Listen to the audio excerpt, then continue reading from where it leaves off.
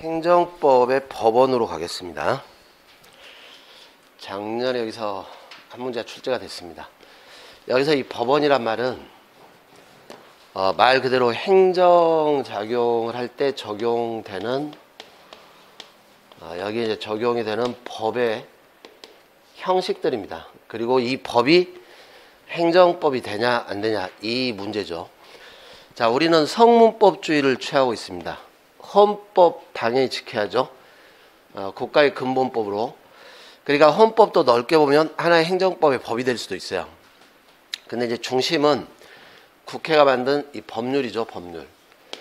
그리고 방금 봤지만 행정입법으로 위임이 가능하기 때문에 이 위임받아서 국민의 권리에 관한 법규명령을 행정입법으로 정할 수 있습니다. 이것도 행정법의 법원이 될 수 있습니다. 대신에 이제 법규명령이 아니고 행정입법 중에 국민하고는 관련이 없죠. 조직 내부 규범으로서의 행정규칙이 있는데, 내부 규범. 이 행정규칙은 행정입법이긴 하지만 국민과 관련된 법이 아니기 때문에 논란이 있습니다. 다만 이제 우리 대법원은 이 행정규칙 가지고는 행정의 위법성을 판단하는 재판의 근거법으로 보지는 않습니다. 그리고 여기까지는 이제 국가 전체 적용되는 법이죠. 조례나 자치법규가 또 있죠. 그 자치단체 내에서만 효력이 있는 거, 원칙적으로. 자, 이게 이제 성문법으로서의 존재 형식들입니다. 그리고 문자화되어 있지 않지만 지켜야 될 법으로 관습법, 판례법, 여러분 시험에 잘 나오는 일반원칙이 문제죠. 일반원칙. 자, 그런데 교재를 넘겨보세요. 어딜 보시냐면은 50페이지에 조약과 국제법규. 이쪽도 이후에 출제될 가능성이 있습니다. 이 법들은 지금 다 뭐냐면 대한민국 국내에 적용되는 국내법들입니다. 국내법. 이 국제법은 원칙적으로는 국제관계를 규율하는 법이기 때문에 국내법이 아니죠. 국내 적용되는 법이 아니기 때문에 행정법, 우리 국내 적용되는, 국민에 적용되는 행정법의 법원성이 인정이 안 됩니다. 다만 이제 우리 헌법에서 헌법에 의해 체결 공포된 요 조약하고 일반적으로 쓰이는 국제법규는 국내법과 동일한 효력이 있다. 이렇게 가지고 이런 경우에는 요 국제법규나 조약이 국내 행정에 적용되는 법이 될 수 있어요. 헌법에서 국내법에 효력받는다. 이렇게 했으니까. 자, 어떤 조약들이 있냐 이런 걸 내진 않을 거예요. 이건 이제 헌법 문제라. 이 중에 조약을 의의를 잘 잡으시는데 다 의의 갖고 풀 겁니다. 이 조약이란 국가와 국가 간에 또는 이제 국가와 국제연합 간에 문서에 의한 합의를 뜻합니다.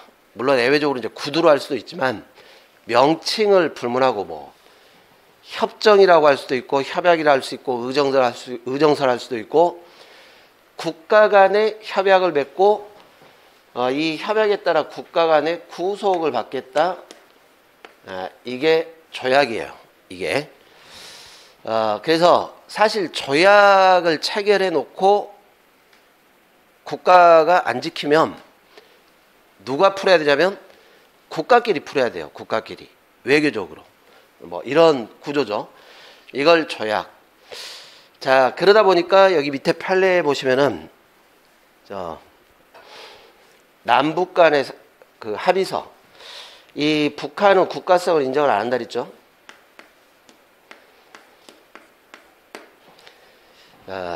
사실 이 헌법에서 우리 영토를 한반도와 그 부속도서 이렇게 했기 때문에 북한 지역은 대한민국 영토예요. 헌법상. 다만 이제 우리의 이제 통치권을 부정하는 세력으로 보는 거죠. 그래서 이 합의서는 국가 간의 조약이 되지가 않습니다. 그 말은 뭐냐면 국내법의 효력을 가질 수가 없어요. 합의서는 정치적 약정이지 국가 간의 국내법에 효력 갖는 조약이 안 돼 버립니다. 자, 그리고 지금 6조 1항 이렇게 돼 있죠. 헌법에 의해 체결 공포된 조약과 일반적으로 승인된 국제법규는 국내법 효력을 갖습니다. 이것 때문에 우리 행정법의 법원이 되는 거예요. 이 헌법 조항 때문에. 그런데 보세요. 대한민국이 구속을 받는 거죠. 대한민국이. 그리고 국가 간의 구속력. 국가법의 효력입니다. 국가법. 다만 국가 간의 권리 의무를 규율하는 거지 이 조약 자체가 국민들 사인한테는 직접적인 효력을 미칠 수가 없어요. 그러니까 이제 반대편 국가가 조약을 위반했다 뭐 이런 식으로 문제가 되면 국가 간에 또는 국제연합에서 해결을 해줘야지 사인이 이런 조약, 요 협정 위반을 이유로 직접 국내 법원에 처분의 취소를 하라 이렇게 법원에다가 이걸 요구를 못해요. 그러니까 개인이 조약 위반이다 이렇게 소를 제기하면 이거는 국가끼리 풀 문제지 우리가 소송으로 풀 문제가 아닙니다. 이렇게 하는 겁니다. 이게 이제 사인이 소를 제기해서 해결할 문제가 아닙니다. 외교적이라든가 국제연합에서 풀 문제입니다. 이런 거는 나올 확률이 높아요. 이게 왜 다 의죠? 국가끼리 해결하라 이렇게 해야지 사인이 소송 제기해서 해결할 문제가 아니다 이렇게. 자 오른쪽에 가보시면은 밑에입니다. 50페이지. 그러면 요 조약이나 국제법규가 국가법의 효력을 가질 텐데 우리가 이 국가법 중에 어디하고 효력이 같냐라는 겁니다. 일단 헌법보다는 하위의 효력입니다. 이 헌법이 최고법이기 때문에 조약은 헌법보다는 하위의 효력이에요. 그래서 만약에 이 조약이 헌법을 위반했다, 위헌적이다 이렇게 해버리면 국내법의 효력을 가질 수가 없습니다. 그런데 이제 다른 나라 국제연합하고 조약을 체결하면 우리나라에서는 적용이 안 된다 그런 말이죠. 우리나라에서는 적용이 안 되겠지만 여전히 국제적으로는 효력을 갖겠죠. 국제적으로. 국내법의 효력은 없고 국제적으로는 효력을 갖습니다. 자, 그러면 헌법보다는 하위인데 이게 국가법이다 보니까 우리 헌법재판소가 그래요. 법률하고는 동등한 효력으로 봅니다. 국회 동의를 받은 조약들은 법률적 효력이다 이렇게. 이제 우리 학설은 그렇게 합니다. 동의를 받은 정식 조약이라면 법률의 효력이고 동의를 받지 않았으면 뭐 법규명 행정입법과 동일한 효력이다. 이게 이제 우리 학설인데 헌법재판소는 동의를 받아야 되는데 안 받았어? 야 그러면 그 이미 국가법의 효력을 갖는 조약이 아니지. 막 이렇게 풀어버려요. 그게 가장 대표로 요즘 말 많은 들어보셨나요? ILO 국제노동기구 이제 거기 국회 비준해줬어요. 우리가 거기 가입했으니까 그것도 조약이에요. 가입했는데 그 중에 몇 개는 빼버렸어요. 국회에서 여기까지 비준해버리면 요 기업들한테 문제가 좀 클 것 같은데 아직 우리나라 사회에서는 그래가지고 그걸 빼가지고 벌써 뭐 20년 가까이 넘어갔는데 아직도 국내법 효력으로 인정을 안 해줘요. 국회가 동의를 안 해줬으니까. 뭐 이런 구조입니다. 자, 일단 우리 헌법재판소는 이 국내법의 효력을 갖는 조약이라면 법률적 효력으로 봅니다. 법률과 동일한 효력. 자, 이유가 뭐냐면 이 법률의 위헌 여부는 오로지 헌법재판소만이 판단할 수 있어요. 대법원도 법률의 위헌 여부를 판단을 못합니다. 법률의 위헌 여부는 헌재만. 그러니까 이 국내법의 효력 갖는 조약이 법률과 동등한 효력이다. 이 말은 조약의 위헌 여부는 헌법재판소만이 판단하겠다. 이런 뜻하고 똑같아요. 우리 헌재가. 자, 그러면 이제 사실은 요 3번이 중요한데 지금 법률적 효력을 가져버리니까 요 조약하고 자치법규, 조례하고 비교를 해보면 조약이 상위법이 돼버리는 거죠. 여기는 법률적 효력, 조례는 자치법규. 이해가시죠? 그래서 만약에 조례가 조약을 위반해버리면 조례가 무효가 되는 겁니다. 조례가 하위법이 돼버리니까. 지금 요 사안이 굉장히 자주 나오는 판례 중에 하나인데 알아만 두세요. 참조만. 요 결론을 꼭 알아두시고 어떤 자치단체에서 학교 급식에다가 자치단체에서 생산되는 농산물 자치단체 내에서 그러니까 국산 농산물이죠. 이걸 우선적으로 사용하도록 조례를 정합니다. 그리고 이제 이걸 사용하는 사람들은 지원을 해주겠다는 겁니다. 지원금을 주겠다. 그리고 지원금은 이 국내 농산물 이걸 구입하는 데만 사용하라 이런 조례를 만들었어요. 그런데 우리가 이제 가입한 조약 중에 이게 여러분들 지금은 FTA 이렇게 하잖아요. 그 FTA 이전에 일반적으로 전 세계적으로 체결한 조약이 하나 있습니다. 관세 무역에 관한 일반 협정. 지금은 이게 많이 이제 의미가 없어졌는데 쉽게 말해서 보호무역 하지 말고 전 세계적으로 시장을 그냥 자유롭게 틉시다 이런 거예요. 그러니까 여기 협정에 보면 뭐가 있냐면 국산품을 우대하는 정책 이런 거 하지 말자 이렇게 한 거예요. 소비자가 선택할 때 해주라 이렇게 이런 건데 지금 요 조례는 오히려 국내 농산물을 우대하는 조례 아닙니까? 그러니까 요 협정을 위반해 가지고 이게 무효가 됐던 겁니다. 효력이 없다 이렇게.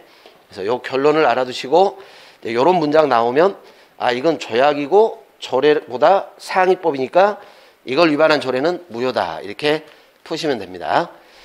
자, 넘겨보세요. 관습법이라는 게 있습니다.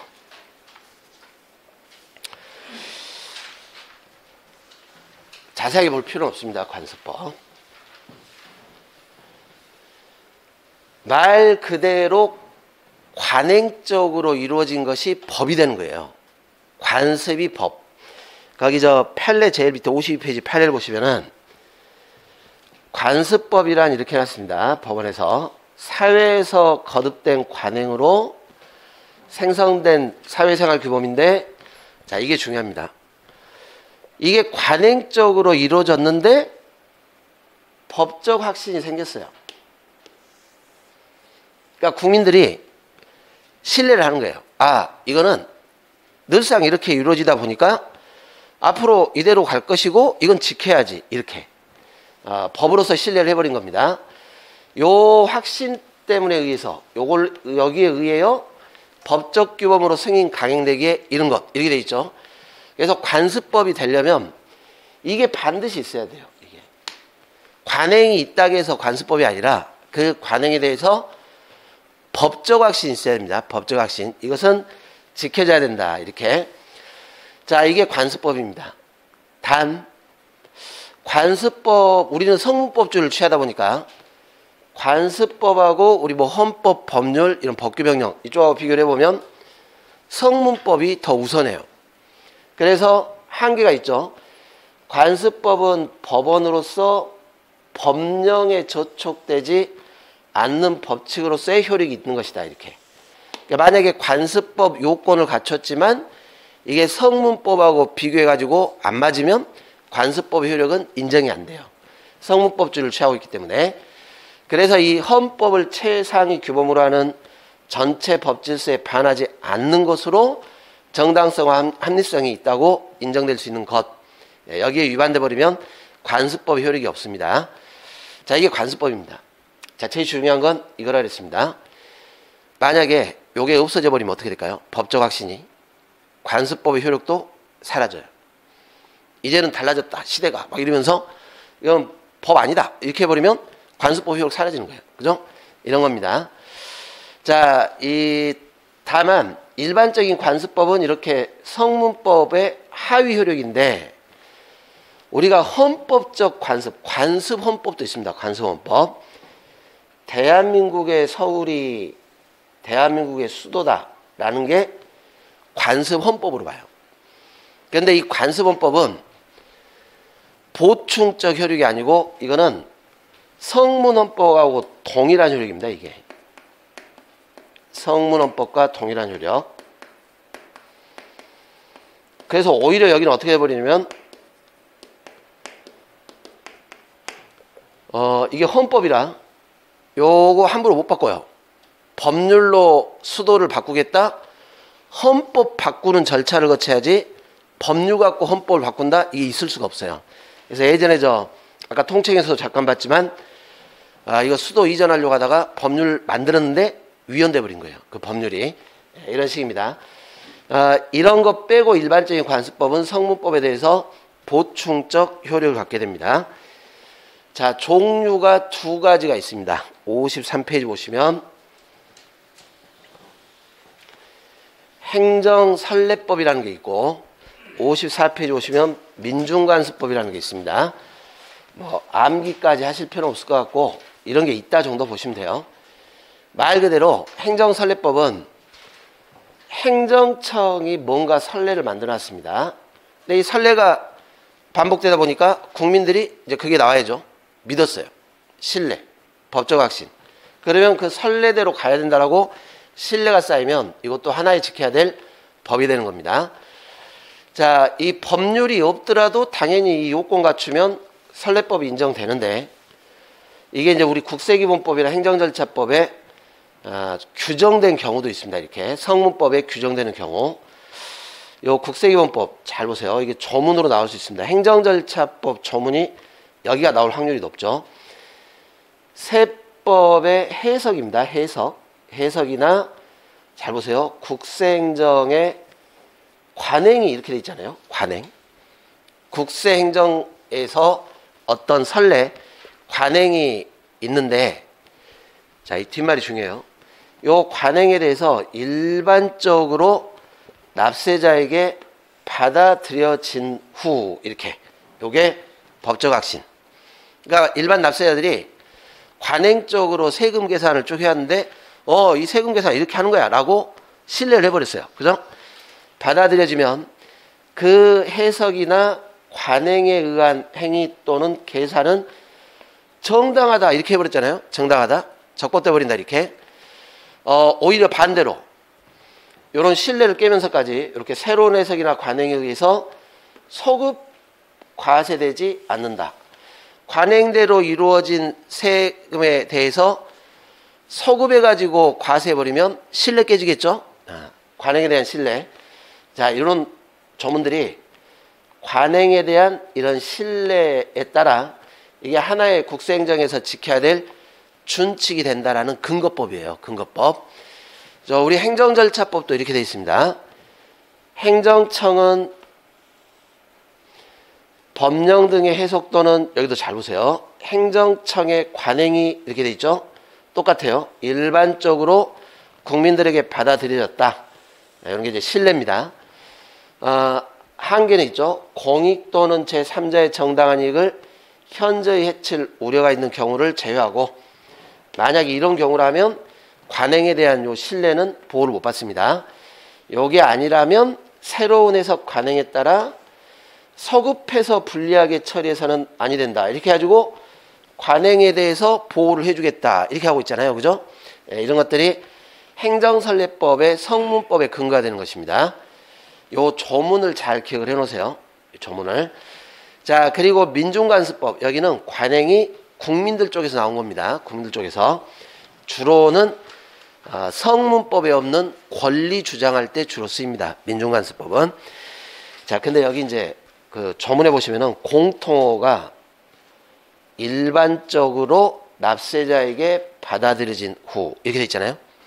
그 다음에 행정절차법도 일반적으로 국민에게 받아들였을 때. 그러니까 뭐예요 지금? 공통어가. 이 신뢰가 보호되려면 일반적이 돼야 돼요. 특정인을 기준으로 보는 게 아니라 일반적으로 받아들여졌냐 안 받아들였냐 이렇게. 그래서 여러분들 저 53페이지 세 번째 판을 보시면 비과세 법적 확신 지금 이런 구조입니다. 세금을 걷지를 않아요. 비과세. 근데 굉장히 오래됐어요. 그러니까 국민들이 그랬겠죠. 앞으로 이 분야는 세금을 걷지 않나 보구나. 믿어버린 거예요. 그죠? 그랬더니 갑자기 역행해가지고 한참 뒤에 소급해가지고 세금 내시오. 이렇게 해버리면 신뢰 깨질 거 아닙니까? 세금 안 낸 걸로 믿었는데. 그런데 그거 기준, 이 비과세 관행이 발생했냐 아니냐의 기준이 뭐라고 되어 있습니까? 불특정 일반 납세자를 기준으로 판단한다. 그 밑에 줄에 특정 납세자가 아닌 불특정 일반 납세자에게 이의 없이 받아들여지고 이렇게 돼 있잖아요. 그죠? 이게 판단 기준을 그 특정인을 기준으로 판단하지 않고 일반 납세자를 기준으로 판단하겠다 이런 뜻입니다. 이게 다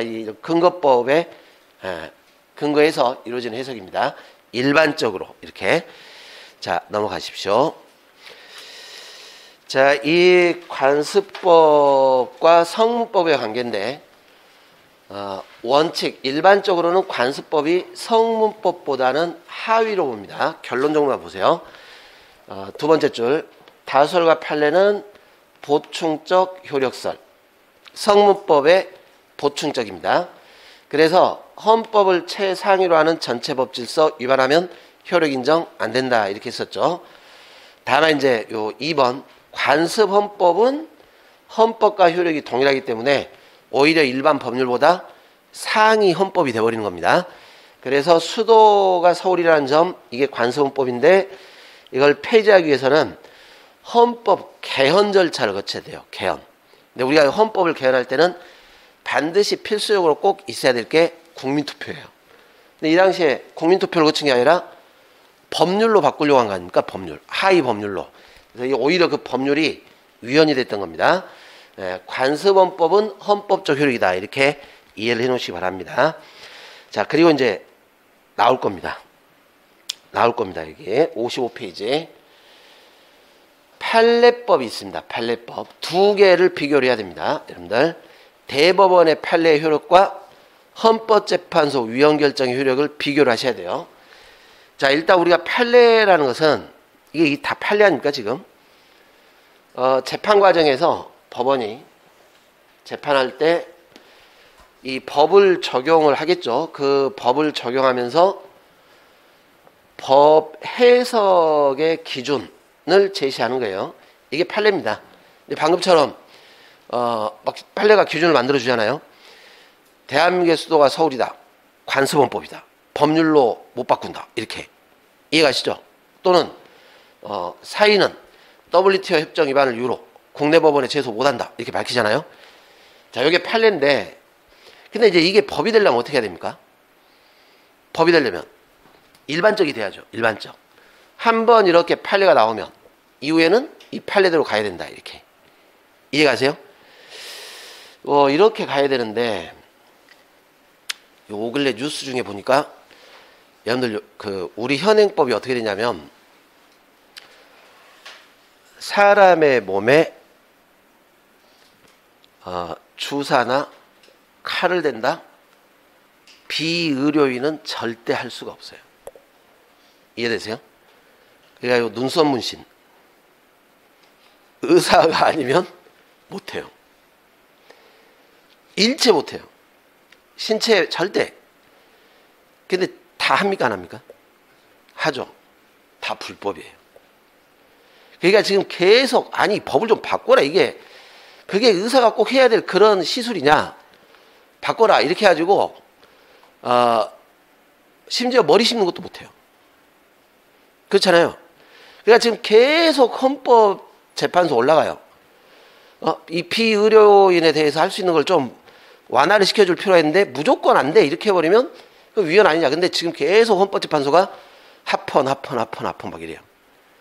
왜? 야, 눈썹 문신? 간단하긴 한데 제가 볼 때 재판관 중에도 분명히 받아보신 분들이 계실 거예요. 그런데 야, 그거 따갑더라 막 이러면서 부작용 생기면 어떡해 막 이렇게. 아무튼 그런데 이번에 어떤 일이 있었냐면 대법원의 일관적 입장입니다. 대법원도 계속 판례가 나와요. 나오는데 이번에 어디 쪽이지? 충북 쪽인가? 거기서 지방법원에서 1심 판사가 가있어봐. 비의료인인데 눈썹 문신 시술했네? 그 처벌받아요. 그런데 부작용이 없어요. 보니까 그 소비자도 만족스러워요. 딱 보니까 잘했네? 그러더니 법관이 뭐라 했냐면 무죄 이렇게 해버렸어요. 야, 어디 아픈 것도 없는데 뭐가 지금 의료법 위반이냐 했고 무죄. 그러니까 지금 무슨 말입니까? 아니 대법원에 일관된 판례가 지금 쭉 나오고 있는데 갑자기 1심 법원이 반대 판례 돼버렸잖아요. 자, 들어갑시다. 판례가 법이 되려면 일반적으로 구속력이 생겨야 되는데 우리나라 법원조직법이 어떻게 되냐면 상급법원 재판에서 판단은 잘 보세요. 이 판단을 한 요 사건, 요 해당 사건에 관해서만 하급심을 기소한다. 이렇게 돼 있어요. 그러니까 요 사건이 아니면, 요 해당 사건이 아니면, 이제 이 사건은 이제 판결 나서 끝났겠죠. 해당 사건이 아닌데 요 판례하고 유사한 사건이 또 있을 거 아닙니까? 또는 비슷한 뭐 동종 사건. 그런데 해당 사건은 아니죠. 하급심을 기소하지 않는다 이런 뜻이에요. 이해가세요? 여기 지금 판례들이 쭉 있는데 이 판례가 이 사건만 판시한. 그러니까 비슷하더라도 이 사건이 아니면 하급심이 기소받아야 안 받아요? 안 받아요. 그러니까 방금처럼 1심 지방법원이 야 무죄 이렇게 선고해버린 거예요. 그러면 이제 검사가 가만 안 있었겠죠. 아, 왜 저 법관은 먼 배짱으로 대법원의 판결을 무시해버리고. 할 수 있어요. 그렇게 판결할 수 있어요. 할 수 있는데 이제 항소하는 거죠. 항소. 그러니까 지금 저 1심법까지 무죄라고 했는데 이제 고등법원이 어떻게 될지 모르잖아요. 근데 혹시 합니까? 또 고등법원이 판사가 그러네? 잘했네? 아픈 데도 없다는데? 이 정도 가지고 형사처벌을 해? 야 이거 문제 아니야? 무죄 이렇게 해버리면 또 대법원으로 가는 거예요. 그러니까 대법원이 시대가 바뀌었나? 좀 풀어줘야 되나? 그러면 무죄가 맞다 했고 판례를 바꿔버릴 수도 있어요. 이런 구조입니다. 그래서 요 조문 때문에 우리 일반 법원입니다. 일반 법원의 판결은 해당 사건에 한해서만 기속력이 있지 유사하더라도 이 사건이 아니면 법적으로는 구속력이 없어요. 얼마든지 달리 판단할 수 있습니다. 그래서 이제 요 제가 나올 거라는데 요 판례 문장 이게 나올 거예요. 거기 55페이지에 그 일반 법원의 판결입니다. 자, 대법원입니다. 대법원의 판례가 법률 해석의 일반적 기준을 제시한 경우에 잘 보세요. 유사한 사건을 재판하는 이게 돼 있잖아요. 해당 사건입니까? 해당 사건 아닙니까? 해당 사건 아니죠. 사건은 유사하지만 사건이 유사할 뿐입니다. 해당 사건 아닙니다. 하급심 법원의 법관은 판례 견해를 존중이라고 되어 있습니다. 구속 이렇게 안 돼 있어요. 구속이 아니고 존중해서 재판을 해야 되는 것이지만 판례가 사안이 서로 다른 사건을 재판하는 하급심 법원을 직접 기소하는 효력이 있는 것은 아니다. 이렇게 돼 있죠. 요 문장은 시험에 나올 확률이 굉장히 높은 지문입니다. 이게 이제 법원조직법과 관련해서 이렇게 판시를 하는 겁니다. 자, 그런데 이건 이제 우리 법원입니다. 법원이 그렇고 그 밑에 헌법재판소를 보세요. 이 헌법재판소법 47조 1항을 보시면 그 1항 법률의 위헌결정입니다. 합헌결정은 안 그렇습니다. 합헌결정이 아니라 위헌결정은 법원, 그 밖의 국가기관, 지방자치단체를 기속한다. 이렇게 돼 있잖아요. 구속이란 뜻이에요. 기속한다. 그러니까 어떤 법률을 위헌이다. 이렇게 한번 헌재가 결정하면 모든 국가기관은 이걸 따라가야 돼요. 어떤 문제 아시겠죠? 그러니까 이것 때문에 여러 가지 나중에 행정행위에서 여러 문제가 나왔었죠. 법률의 위헌결정 나왔는데 그걸 또 집행해 무효 이렇게 해버려요. 당연무효. 그죠? 위헌결정 전에 처분이야 취소해주지만 위헌결정 분명히 해줬는데 또 그걸 집행하고 있네 무효 이렇게 해버립니다. 자, 그런데 여기는 잘 보시면은 위헌결정을 한 해당 사건에 관하여 이렇게 돼 있습니까? 그런 말이 없습니까? 없죠. 그냥 일반적이에요. 그 사건이 아니어도 일반적으로 위헌결정은 다 기속된다 이렇게. 그래서 헌재가 법률을 위헌결정하면 이건 하나의 국가기관이 지켜야 될 법이 되는 겁니다. 어떤 말인지 아시겠죠? 요걸 잘 기억을 해 놓으시기 바랍니다.